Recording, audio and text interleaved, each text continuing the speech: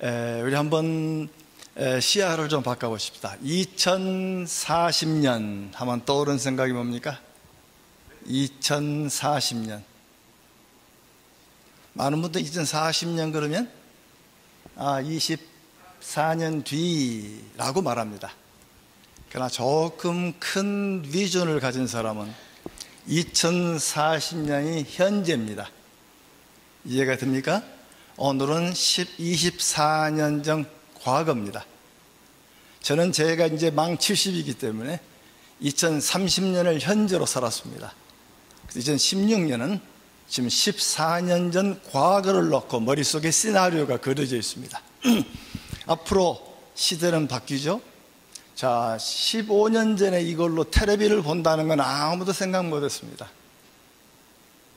지금 이 스마트폰으로 스페니쉬하고 영어는 자유롭게 통역해 줍니다. 최근에 일본에서 프로그램이 하나 만들어졌죠. 영어하고 일어가 100% 통용됩니다. 앞으로 5년, 늦어도 10년 이내에 랭귀지 베리어는 없어집니다. 자, 이것이 모든 나라 언어와 통용이 되면 우리의 교구는 어디입니까? 우리 교구는 메나스신가요? 전 세계죠. 자, 이제 나와서 아이들 노래 부르는 거 참 얼마나 귀엽습니까? 여러분 눈에는 손자밖에 안 보이죠? 근데 저는 얘들 볼 때 뭘 본지 압니까? 40년대 이 교회 권사 장로를 봤습니다. 그렇죠? 얘네들이 컸을 때 권사 장로가 된 것이 갑자기 굴러들어오는 게 아닙니다. 우리는 미래를 볼 수 있어야 됩니다.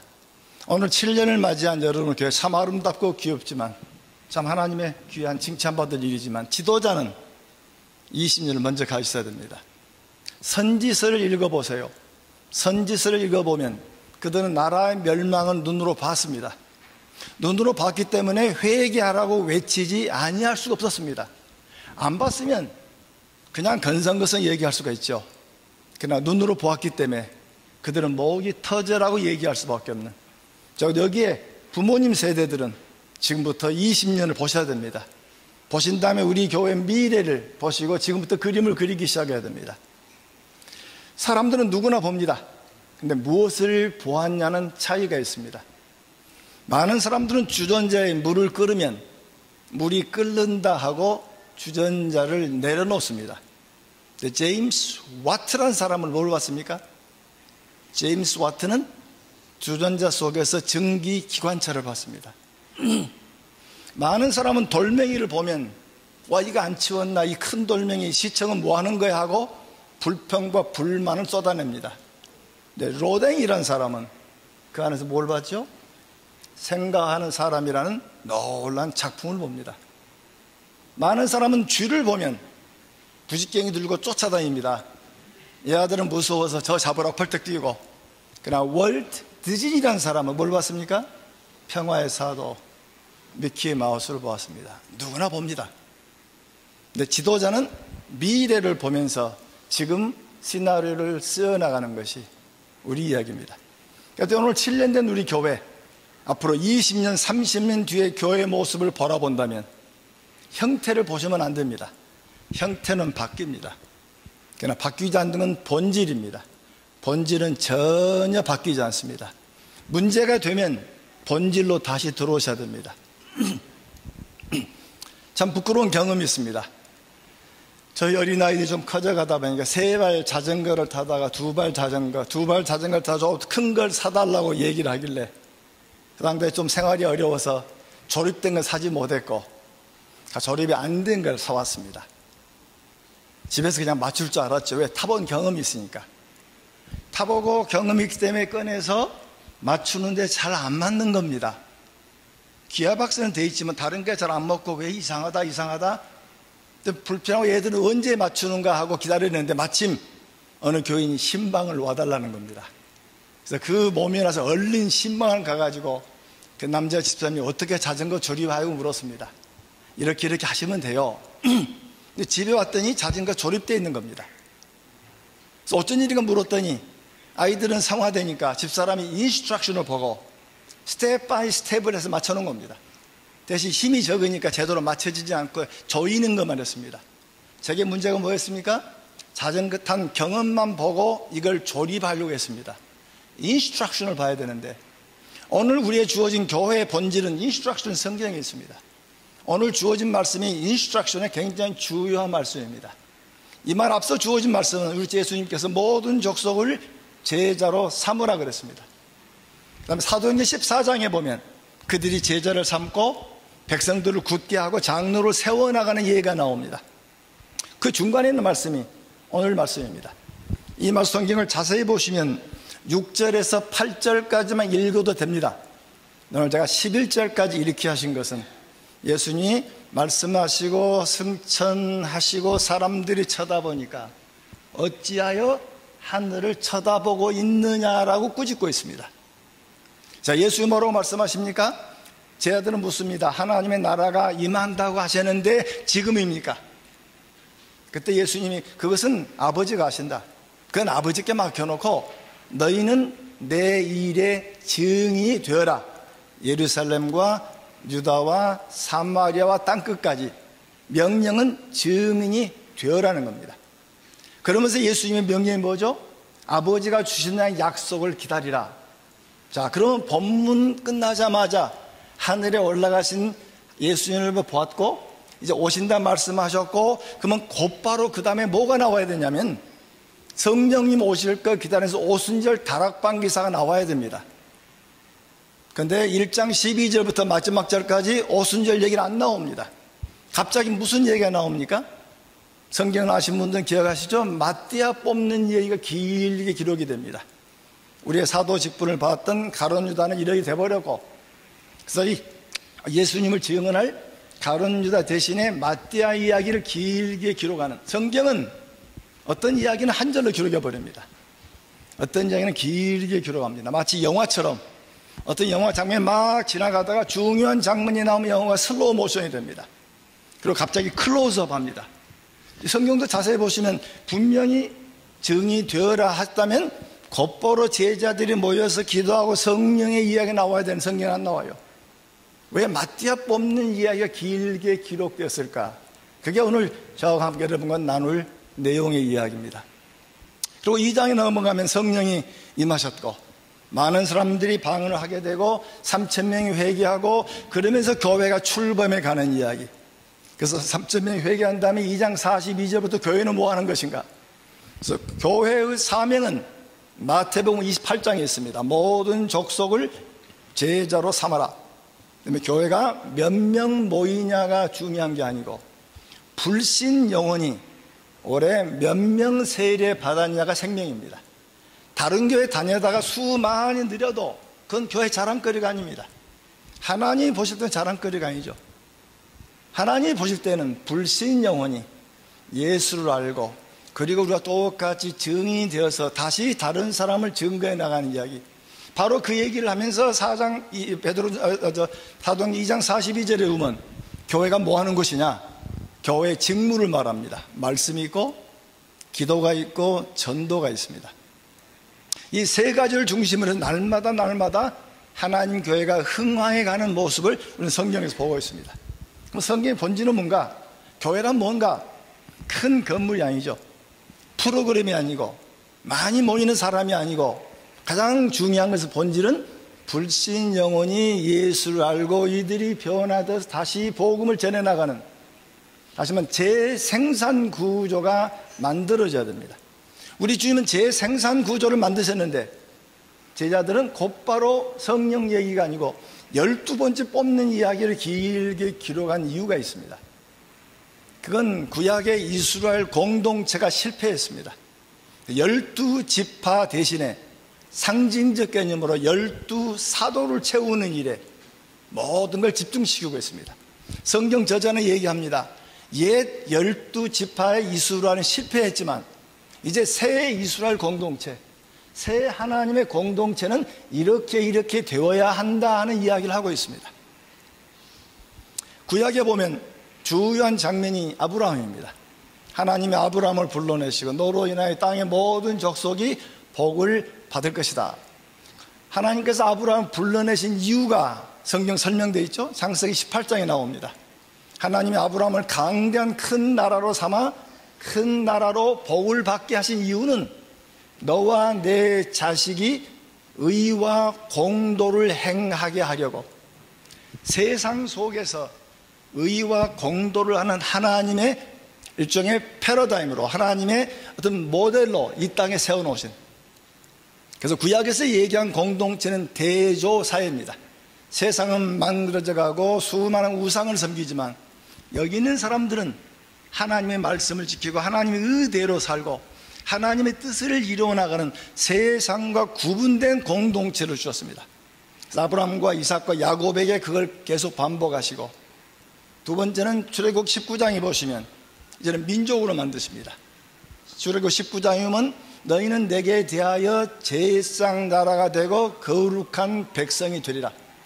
세상 속에서 이들을 불러내가지고, 그럼 왜 불러내셨는가? 신명기 4장에 나옵니다. 모세가 백성들에게 신명기 말씀을 전하면서 내가 너희를 율례를 가르친 것은 의와 공의를 지키는 이렇게 큰 나라가 어디 있느냐? 너희들이 법을 지키고 가나안 땅에 들어갔을 때 세상과 구분된 대조 사회를 만들고 공동체를 만들고 하나님의 영적인 가족을 만들어서 세상 사람들이 와, 하나님을 믿는 건 저렇게 믿는 거야. 저들은 하나님 믿는 사람이야. 하나님을 이렇게 저렇게 살아야 삶다운 삶이지 라고 얘기하는, 다른 말로 말하면 교회는 쇼 윈도우입니다. 천국의 쇼 윈도우. 쇼 윈도우에 가면은 예쁜 옷이 걸려 있습니다. 근데 종종 남자와 여자들이 생각이 다르죠. 둘이 손잡고 가다가 부인이, 여자가 차 옷 예쁘다. 그러면 남자는 뭐라고 알아듣습니까? 사달란 말로 오해합니다. 지금 여자는 사달라고 말한 게 아니죠. 예쁘다고 표현만 할 뿐입니다. 사준 남자는 최고죠. 근데 요구한 대로 사줄 수 있습니까? 더 좋은 남자는 참 예쁘다. 저거 안 입어도 당신 예뻐. 돈 들일 일이 아니죠. 우리들은 세상 사람 앞에 쇼 윈도우에 걸려있는 옷처럼 하나님은 저렇게 믿는 거야. 하나님 믿는 가정은 저러는 거야. 하나님 믿는 집안의 아이들은 저러는 거야. 보여주려고 보여준 것이 아니고 그렇게 살다 보니 생겨난 부분들입니다. 근데 이스라엘 민족이 그렇지 못했습니다. 왕들이 잘못되었고 백성들이 잘못되었고 선지자 제사장들이 잘못됐을 때 하나님이 이들을 깡그리 다 무너뜨려버리고 포로 끌려가게 하시고, 그때가 되면 내가 다시 부른다는 그 구약입니다. 그 약속을 성취하신 분이 주님이십니다. 그래서 주님은 오셔서 새 이스라엘을 건설케 하기 위해서 나는 이방인을 위해 부르러 온 것이 아니다 하면서 이스라엘 사람 이야기를 계속 강조합니다. 그때 한 이방 여인이 걔도 상 아래 부스러기 먹지 않습니까? 하면서 이렇게 큰 믿음이 어디냐 하고 칭찬한 적이 있습니다. 예수님이 이제 마지막 공생애를 끝나면서 이방인들이 들어오면서 이제 예수님이 내가 때가 되신 줄 알고 십자가 이야기를 끄집어내십니다. 그 때문에 사도행전 1장에 주어진 성령님이 우리에게 주신 말씀의 초점은 옛 이스라엘은 끝났다는 겁니다. 옛 이스라엘은 실패했다. 이제 내가 새 이스라엘을 일으켜 세우신다는 관점에서 12 제자를 부르는 게 초점입니다. 12번째가 채워지고 나자 그들이 기도했고 성령이 강림하시게 되고, 강림하자 그들 속에 변화가 생기게 되고, 수많은 사람이 예수를 믿게 되자 그들 속에 말씀이 있었고 교제함이 있었고 기도가 있었고 전도가 있으면서 교회가 빠른 속도로 커져가는 것을 성경에서 읽어볼 수가 있습니다. 그 과정 속에 우리 예수님께서 복음의 진로를 얘기합니다. 예루살렘과 유다와 사마리아와 땅끝까지. 자, 그런데 우리 교회는 그 초점을 땅끝에 두었습니다. 그래서 복음이 서쪽으로 로마에서 스페인으로, 스페인에서 영국으로, 영국에서 미국에서, 미국에서 한국으로, 얘는 한국에서 중국으로 서쪽으로 가다 보면 선교사가 나간 지 3대에서 4대가 지나면 본국교회가 없어져 버립니다. 지금 내 선교사 친구들이 은퇴를 하게 되는데 한국에서는 못 들어오게 합니다. 교회 힘이 없다고 거기서 살으라고 그럽니다. 물가 싼 데 사지 물가 비싼데 왜 들어오냐 그럽니다. 그래서 은퇴하시면 못 들어. 왜? 교회가 죽어버리니까. 왜 그럴까요? 자, 우리 뉴 하트 교회는 뉴욕에는 여러 개 700개의 교회 중에 한 개는 아니라고 봅니다. 이름도 뉴 하트라고 하는 것은 돌 같은 굳은 마음은 제하시고, 우리 외과 의사이신 하나님께서 우리 속에 새 마음을 넣어주신 것은 예배놀이 하는 게 아니죠. 찬송 열심히 그런 예배놀이가 아니죠. 우리의 주어진 것은 본질입니다. 본질은 변화입니다. 변화 중에 왜 예루살렘이 얘기했을까? 그 당대 처음 예수를 믿는 사람은 유대인 기독교인들입니다. 그들은 매번마다 말씀을 가지고 자식들을 강론해 가면서 그리고 복음을 전했는데, 유대인들은 교육의 책임을 부모로 보았습니다. 그러니까 신명기 6장에 보시면 앉았을 때든지 누웠을 때든지 길을 갈 때든지 하나님은 한 분이시고 하나님을 사랑하라고 가르치라고 합니다. 문설제도 기록하고 여기 교회 날도 기록하면서 하나님은 한 분이시고 그분만을 사랑하라. 그래서 그 교육이 지금도 그 쉐마 구절이란 게 어린아이가 갓 태어나면 무슨 말인지도 모를 때 그들 귀에 처음 들리는 말씀이 신명기 6장입니다. 나이 많은 할아버지 할머니께서 마지막 죽음의 침상에서 숨을 거둘 때 유언으로 남기는 말이 바로 그 말입니다. 유대인들은 2000년간 확장을 시키지 못했지만 수직으로는 복음을 전했습니다. 수직으로 물론 예수를 닮은 사람들은 아니지만 그들이 가진 말씀을 전달하는 데는 그들은 성공한 민족입니다. 나라 잃어버렸지만 그들은 계속 가지고 있습니다. 우리 기독교회는 시간이 지나가면서 유대 문화가 사라지고 이방 문화인들이 교회를 주 세력을 갖다 보니까 복음이 수직으로 내려가는 것을 망각해 버립니다. 그래서 땅 끝까지라는 말씀 속에서 계속해서 가는 이야기만 하다 보니까 가고 세대가 지나면 이쪽의 교회가 사라져버린, 우리 한국의 이민교회도 비슷할 겁니다. 기독교 사회학자들은 이민 세대가 오면 교회를 구하고 선주시대 때 교회를 팝니다. 근데 우리 한인교회는 유감스럽게도 당신 세대에 파는 교회가 꽤 생겨 있습니다.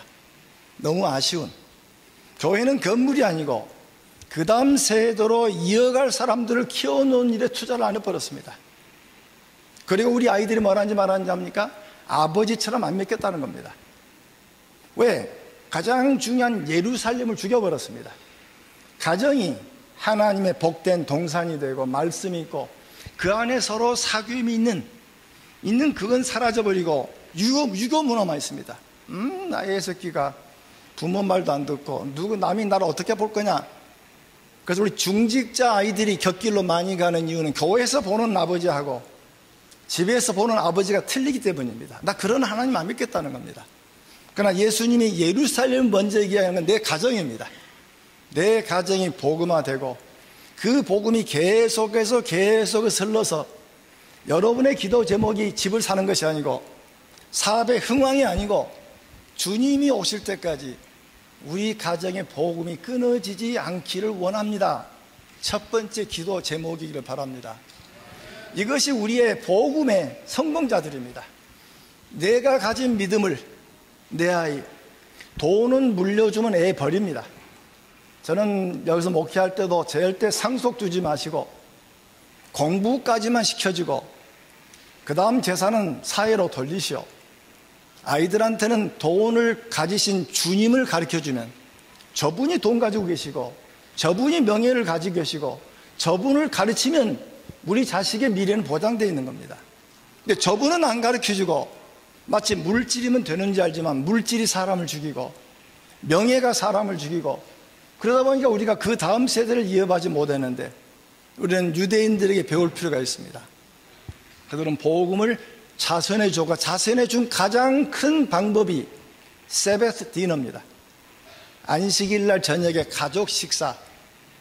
그래서 아이들이 뭘 사달라 그러면 우리 안식일 디너에 사주겠다. 그래서 얘기하면 그날은 꼭 사다 놓습니다. 안식일 디너가 시작되면 밥을 3시간, 4시간 먹죠. 음식 준비하고 아버지가 서브하고 음식을 시작하면서 어머니, 현숙한 여자로서 어머니를 칭찬하고 군대 가 있건 멀리 간 아들 또 빈자리를 놔두고 밥을 차려주고 함께 있는 것처럼 얘기하고 그날은 아이들이 잘못된 얘기를 해도 부모가 받아줍니다. 받아주면서 어떻게 할 것인가를 찾게 만듭니다. 그날은 자유롭습니다. 뭐든지 얘기해도 되는 정말 살아있는 가족이죠. 살아있는 가족은 좋은 일만 말하는 것이 아닙니다. 잘못된 일도, 실수한 일도 뭔가 끄집어내고 용서를 받을 수 있는, 용서하고 용서를 받는. 그래서 저는 교회 가르칠 때 썬데이 디너를 갖자고 얘기합니다. 썬데이는 3대가 함께 어우러져 가지고 함께 모여서 식사를 나누고, 거기서 부자지간 얘기도, 자녀 얘기도, 손주 얘기도, 거기서 얘기가 되어지는 그런 부분을 갖지 못한다면 교회는 오래 가지 않습니다. 그래서 예루살렘이 만들어지고 나면 그 다음에 유다입니다. 유다가 교회죠. 믿음은 하나님 앞에 1대1입니다. 아버지 믿음을 자식이 그대로 이어받지 못합니다. 믿음은 항상 하나님과 나와의 관계죠. 그래서 하늘에 계신 우리 아버지, 내 아버지지, 내 며느리 아버지도 아니고 내 아들의 아버지도 아니고. 그러나 교회는 개인이 아닙니다. 교회는 항상 복수입니다. 그래서 교회는 가정들의 연합이고, 최근에 앞서가는 교회는 셀의 연합입니다. 여러 개 셀들의 연합교회로 교회를 모이는 겁니다. 그 때문에 가정에서 속 얘기를 할 수 있는 것처럼 셀에서도 속 얘기를 나눌 수 있는, 거기에 성공한 얘기뿐 아니고 실패한 얘기도 할 수 있는, 그렇게 얘기해도 그 안에서 흠이 되지 않고 불편하지 않은, 그래 맞아 나도 그런 적이 있어 하면서 얘기를 나누는. 목회하면서 항상 걸리는 얘기 하나가 있습니다. 장로님 권사님이 내신데 저희 교회를 나오셨는데 미국에 오셔서 중풍을 맞으셨습니다. 그래서 몸이 조금 힘드셔서 교회를 와 앉으시는데 저도 몰랐습니다. 중부교회를 두고 한참 뒤에 다른 지역에서 그분을 만났는데, 아니 그때 왜 뉴욕 사시다 교회를 그만두셨나요? 하고 물었더니 그분이 주신 얘기가 놀랍습니다. 어느 권사님 한 분이 따로 밥을 사주러 나갔더니, 장로님 그렇게 오시는 것은 우리 교회 덕이 안 됩니다 하고 다른 교회를 가시다 해서 나왔답니다. 너무 마음이 아프다, 잊어버릴 수 없는, 그분도 지금도 소천했습니다만 마음에 한 응어리가 남아 있습니다. 교회는 자랑하는 것이 아닙니다. 교회는 속에 어려운 얘기를 가지고 와서 예배하는, 그 때문에 설교 축도 끝나고 나면 우하고 나가는 것이 아니고, 옆에 사람 붙잡고 나 기도 제목이 있어, 함께 나 기도 좀 해줘. 그래서 가능하면 그 주변에 구역 식구들끼리 모여가지고 함께 예배 끝나고 말씀 듣고 말씀을 서로 나오고 기도 제목을 하고, 그래서 기도하는 무리가 많이 있어야 되는데 목사님 손잡으려고 너무 빨리 나가버리니까 기도 얘기도 못하지, 속 얘기도 못하지. 그러니까 교회 오면 자랑하는 얘기밖에 못하는 겁니다. 그건 교회가 아닙니다. 교회하고 개 모임이 세 개가 같습니다. 여러분 저는 개돈, 개 모임, 동창회 세 개가 뭐가 같습니까? 첫째, 잘 모여야 됩니다. 출석을 잘해야 됩니다. 두 번째는 뭘 잘해야 됩니까? 회비를 꼬박꼬박 내야 됩니다. 물론 교회 회비는 아니죠. 세 번째, 다른 사람한테 인기가 있어야 됩니다. 이 세 가지만 얘기하면 교회하고 개봉하고 똑같습니다. 교회는 그런 것이 아닙니다. 정말 마음 아팠을 때 와서 참 목 놓아 울 때 옆에 있는 형제가 자매가, 그래 나도 이해해, 나도 그런 적이 있어, 그래도 주님은 살아계셔. 저희 손이 차남 하나가 일찍 40 중반에 소천합니다. 병원에서 주사를 잘못 놓은 것 때문에 페르시닌 쇼크로 일찍 분려받게. 저희 장모님 권사님이 하나님께서 데려갔다, 병원에 잘못되니까 수를 하면 집안 책값 나옵니다, 수합시다. 그래도 권사님 장모님은 아니 하나님이 데리고 가는데 교과서 답은 얘기했습니다. 근데 문제는 한 달간 방에서 안 나오시는 겁니다. 혼자 계실 때 어떻게 하나님이 불쌍한 손주를 놔두고 내 아들을 데려갔냐면서 굉장히 마음에 분노가 차 있는 겁니다. 아들이 얘기하고 딸이 얘기하고 목사님 제가 얘기해도 전혀 마음에 동요가 없습니다. 어떻게 하나님이 그럴 수가 있느냐? 네가 믿는 하나님 그럴 수가 있느냐?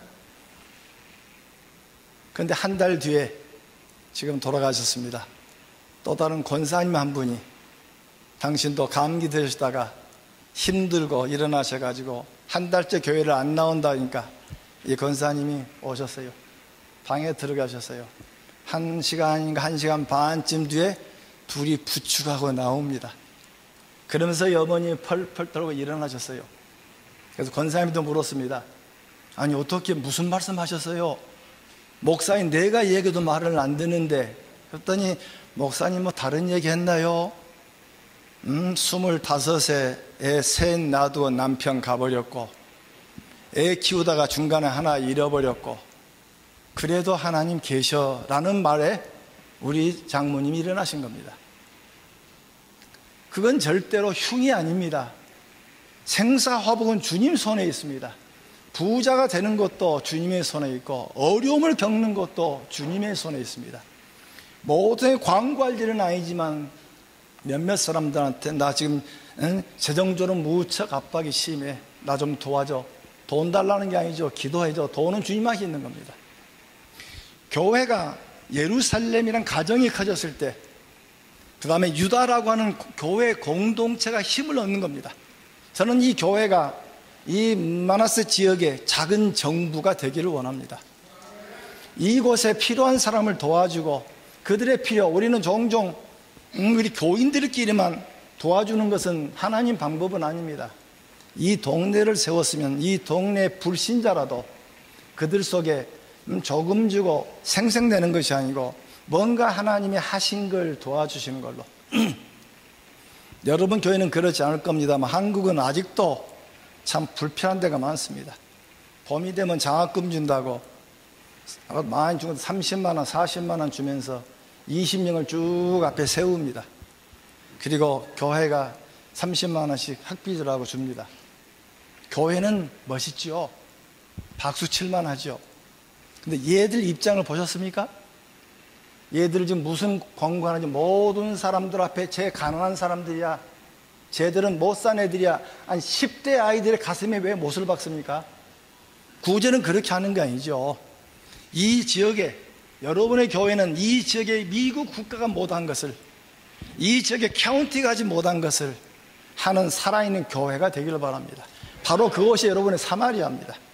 이렇게 하다가 하나님의 복이, 하나님의 복음이 가정을 변화시키고 교회를 변화시키고 지역을 바꿔가는 가운데 태국에 적어도 있어야지, 아니 파나마도 있어야지 하고 그렇게 나가는 것이지, 그거 없이 주다 보니까 또 선교사로 가는 사람은 또 1등 교인들 아닙니까? 헌신된 사람은 전부 3등만 남아있지 않습니까? 그건 아니죠. 하나님은 여기서 일을 시키는 분은 시키는 분도 있고 저기서 시키는 분도 계시고 우리 모두가 선교 사역입니다. 이제 말씀을 맺습니다. 오늘 주어진 말씀을 자세히 보시면 주님은 예루살렘 공동체 회복에 긴 시간을 보내십니다. 성령님은 그들을 통해서 함께 하셨고 그들이 함께 물질을 나누고 공유하였더니 사도행전 4장에 보면 그들 가운데 가난한 자가 없었더라.